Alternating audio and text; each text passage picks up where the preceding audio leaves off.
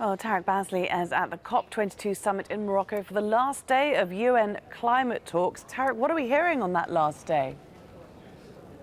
Well, we do hope this is the last day, but actually in the last hour or so I've heard that some of the meetings that were scheduled for this morning have been pushed back to this afternoon, so that suggests that maybe this will drag on. Previous UN climate meetings like this sometimes run a day, even 2 days over time, as people try to lock in some of the progress, some of the negotiations.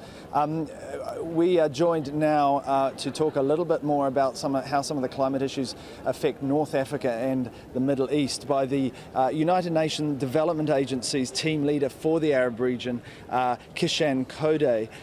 Tell me, Kishan, North Africa, Middle East, there are a lot of countries there that are actually very fragile when it comes to climate issues, aren't there?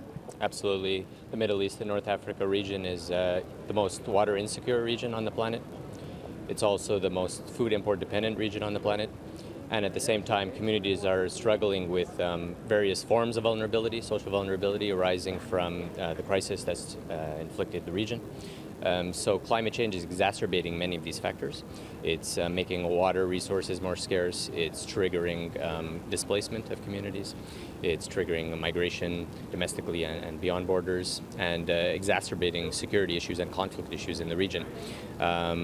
The temperature rise in the Middle East and North Africa is expected to be higher than the global average, and the region is really becoming a hotspot for climate risks, and ways to achieve resilience-based approaches to development is really coming up the development agenda and the agenda for recovering from crisis in the region. I was going to say, it's about instability then, not just about perhaps a hotter climate, but actually an increase of instability around population. What can be done about it? What is being done about that? And what's being talked about to help that? Absolutely. Well, as the UN Development Program, our role is really to build the capacities of countries to be able to withstand these shocks, to put in place resilience-based approaches to development, risk-informed development, and to be able to factor in climate change both into their plans to achieve the Sustainable Development Goals, things like poverty reduction, food security, water security, combating inequality, but also to factor it into efforts to recover from crises. So as the region moves towards putting in new infrastructure,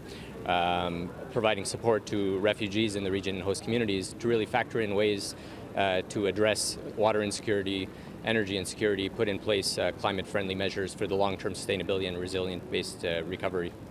Thank you very much. Kishan Khoday there from the UNDP, and we'll be bringing you live updates throughout the day as we move, hopefully, towards some kind of conclusion of these talks in the coming hours. Okay, thanks, Tarek. We'll be keeping a close eye. Thanks for joining us from Marrakesh.